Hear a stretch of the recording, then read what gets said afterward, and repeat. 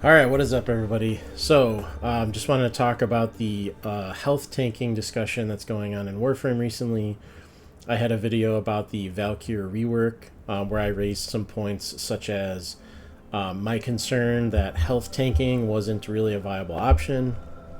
In addition, I brought up an idea of health gating where you would have something like um, armor, in addition to providing damage reduction, could provide gates for your health. But someone said, well, that's basically just Mesmer skin with more steps. And I was like, well, yeah, that's pretty accurate. So I was trying to think, I've been thinking about this. And then this weekend, booted up Warframe, was playing Grendel, one of my favorite frames. And I was just in a 1999 bounty mission, like level 150 or something. I wasn't trying to do like an endurance run. I was just doing a bounty. And I literally got one shot. Now, let's look at my build. So Grendel gets a lot of energy, or gets a lot of armor from his passive, so that's 1250 additional armor on top of what's here. I'm running full umbrals, adaptation, hardy nourishment for the status immunity, and arcane grace for healing. So most of my build is dedicated to survivability, to health tanking, and I still got one shot. So that made me realize, that just reinforced the idea that there's kind of an issue with Warframe right now. Now, as I mentioned in my previous video, there's kind of four archetypes of survivability. You have just straight up invulnerability, you have overguard, shields, and health tanking. Invulnerability, obviously, as long as you have the resources to support it, you're literally immune to damage. Shield gating and overguard have gates, as they would, the names would suggest. So once those, it doesn't really matter how much damage the enemy attack did to break those shields or overguards and enable your, or, bring about the gate state. It doesn't really matter how much damage that attack did. You have time to get shields back or get overguard back. So the only survivability system in Warframe that interacts with enemy damage is health tanking. For the other ones, it's almost binary. It's like, did it break my shields or not? Did it break my overguard or not? And then invulnerability, obviously, is kind of like its own thing. So that got me thinking a little more. I ended up trying to do some research on just how much damage enemies do in Warframe. So these numbers come from a variety of sources. Some of these were on the wiki. Others, people were saying that the weapons that players use, that enemies have, if you use the base unmodded numbers for those weapons, it's the same as the enemy weapons. So some of this is like a little theoretical, but I mean, I'm assuming it's going to be in the right ballpark at least. So in addition to that, we also do know how enemy damage scales with level. So there's an equation for that you can look up on the wiki. So, I made a Jupyter notebook and figured, hey, let's see just how much damage enemies do. So if we go down here, so this is like a list of damage per attack as well as damage per second. So the average is like, 82 damage per hit, 119 DPS. Doesn't seem like a lot considering that Grendel has, so much health and armor, but that's also the base stats. So if we scale this up to like Steel Path, so like 150 for 1999 content, the average is 3,000, but there's some enemies that can do attacks that are significantly higher than that. Same thing for DPS. The average is 4,300, but some enemies can go way higher due to their high fire rate. And then if we take this all the way up to ETA levels, which is like around 500 or so, it scales very quickly. So now you're talking about 19,000 damage average per attack, where you have bombards hitting upwards of almost 140,000 damage when they hit you. You have Corpus Tex doing 80,000 DPS. So like, right away, it seems a little crazy how fast the enemy damage scales up. Now, you got to give players what they want. So I did try to incorporate ass size in this calculation. I have Liger skins, Saren, Banshee Deluxe, Mesa, Grendel, Wisp, and the ultimate Ember Heirloom. Unfortunately, as you can see, this has no effect on the damage you're taking from these enemies, unfortunately. So, bringing us down to a little experiment I was doing. So, what the hell's going on here? So these plots are showing the Warframe's health on the y-axis, the Warframe's armor on the x-axis, and so we have a larger plot which goes from 0 to 5,000 for both of those. So the only frames that are going to be up here are like Valkyr with a lot of defensive mods, Grendel, Nidus, Lavos-ish, Inaros is kind of up here, but I didn't want to extend this plot to 10,000 just for him because he's the only frame that really gets that crazy. Chroma can be pretty tanky, so there's some frames that live up here in this really tanky zone if they want to, with the correct mods, of course. Now, most frames are more in this like 0 to 1,000 health and armor, especially because a lot of frames are going to be shield gating instead of health tanking. So, a lot of frames are down here with like practically no health and armor. So I wanted to zoom in on this little area just for that, to provide some extra context. So, what are the knobs that we can tune here? So we have enemy DPS, we have base damage, and then we have enemy level. So, if we go to level 1, and then let me cover the color scale. So what does this color scale mean? So green is the health remaining for a frame with a given armor and HP value after they get hit one time by an enemy with this base damage that is this level, and with certain amount of damage reduction. So if this is Ember with 90% damage reduction, you can put that up there. Adaptation is gonna go up to 90%, so that will like greatly decrease the amount of damage you're taking per attack.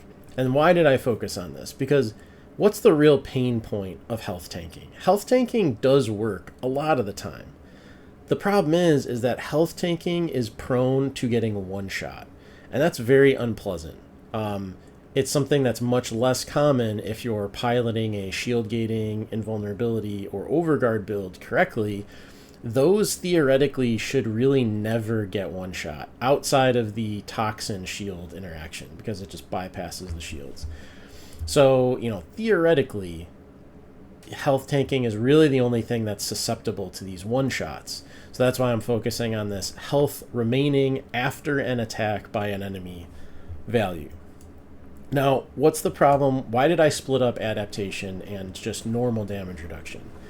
Well, one, you can have both. One is a mod. One is going to come from like an ability. Through Helminth, you can get up to 75% on any frame. Through Eclipse, some frames have like 90% damage reduction. That's like Ember, and Citrine. Some have like 40% on random abilities like Baruch, Serene Storm. So it does vary a little bit. The other thing is adaptation needs time to ramp up. So if you get hit by a new attack, some really heavy attack from a different damage type you don't have adaptation stacked up for, that is what can lead to you getting one shot. So if we go to, level 150, so this is like around the average base damage. The base damage was 82, so let's lower it a little bit more. So if you're on base Steel Path, you don't have any kind of damage reduction and you don't have adaptation stacked up, any kind of squishy frame is almost certainly going to instantly get one shot by any average attack on Steel Path. And this is just base Steel Path, like level 150. That's like bounty missions that are Steel Path. I'm not talking about level cap here. Now, if we look at the tankier frames that are investing in health and armor, you can see like, okay, if you get to like 2,000 health, 2,000 armor, like, yeah, like you're going to survive. You're not going to be taking as much damage from these attacks. Now, obviously, if you happen to be a frame that has 90% damage reduction, well, that really enhances the area, areas in which you're going to be fine. The tanky frames, you know, they're looking great if you ramp up that damage reduction.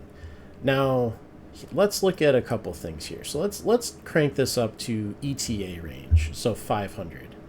Well, the squishy frames are totally screwed. That's why they shield gate. The tanky frames are not looking as tanky anymore. So even a frame with 5,000 health and 5,000 armor is still going to be getting chunked pretty hard. Now, we could bring this back down to steel path levels and do something like, well, let's go look at, whoopsies. Let's go look at the level 1 stats again. So how hard can bombards hit? So let's crank this up to 600. Okay. So even on base steel path, a bombard can one-shot a frame that has 3,000 health and 3,000 armor, almost. Like, you know, if you're below this threshold, you will get one shot by a bombard on base steel path. Okay? This is not level cap. This is base steel path. So let's crank this up to ETA. Oh boy. That's a problem. That's not good. You know, we can add damage reduction and adaptation, but not every frame has this. Most of the frames that are this tanky do not actually have damage reduction. I think like Nidus does. I don't know about the other ones that I can think of off the top of my head. So Nidus I think has 90%. But if you have this much health and armor, which requires a ton of mods to get to, and you have adaptation stacked up all the way, and you have, you know, close to max DR from like some ability or something, then you can health tank decently in ETA against like the heaviest hitting attacks. Now, if we bring this back down to, you know, average damage levels, now usually you're probably not every frame has 90% DR, right? So let's say you're in like this kind of a category. You're trying to do ETA, you have adaptation, or maybe you have Eclipse, right? And it's at 75%. It's still going to be like kind of uncomfortable for a lot of frames. Like there's a lot of frames that fall into this territory. So health tanking just doesn't really work for them very well. So the other thing I looked at, so okay, this is the first takeaway from this, is one, enemy damage is, in my opinion, just way too high. Like there's no reason why in ETA, which is like, that is content that like DE has made for Warframe players to do. It is not level cap content. I don't think there's any reason why enemies should be doing, you know, 19,000 damage per attack on average. That's insane to me. So, all right. So first takeaway, enemies do too much damage. Second takeaway, I used to tank a lot in World of Warcraft, and I played 2 tanks a lot, one of which was a Blood Decay, which Blood Decays at that time, their health would fluctuate a lot, and it was very annoying to heal. They were constantly like full HP or almost dead. So I ended up switching to a Brewmaster Monk because I really liked the Stagger mechanic. So what is Stagger? So Stagger was a passive where when you took damage, you only took a percentage of that attack initially, and you took the rest of the percentage of that attack as damage over time. So this was kind of my idea for like, how can they leverage armor to still let you interact with the amount of damage enemies are doing, but prevent you from, you know, make you less likely to be one shot. So I'm just going to crank this up to like 90% because, hey, everybody has, you know, 90% damage reduction. So let's look at this example, right? So if I'm at an ETA, I'm on Grendel. Let's say I slapped, you know, Eclipse on Grendel. We're looking at normal, like average base enemy damage. It should take around 4 seconds for my Grendel to die. Now, if we look at like something that's on the higher end of enemy DPS, like, you know, 300 or something, well, all of a sudden my Grendel is dying in 2 seconds, right? So that's not fun. So let's say, like, I don't know. I'm not sure how this would work. That's for DE to think about. But if we say, okay, so my idea, so this stagger percent is like how much of the damage gets delayed per point of armor you have is what this value is. So let's just start cranking this up. Oh, so all of a sudden, instead of dying in 2 seconds, I'm taking that damage over a longer period of time. So if I make this, like, I think that might be capped out already. Yeah, it probably caps out pretty quick because of the armor. So, and for this plot, I'm using, well, actually, technically my Grendel has like 2,500 armor, but so that's kind of the idea, is like, you know, and maybe they cap this at like 50%, but even then it gives you extra time to react.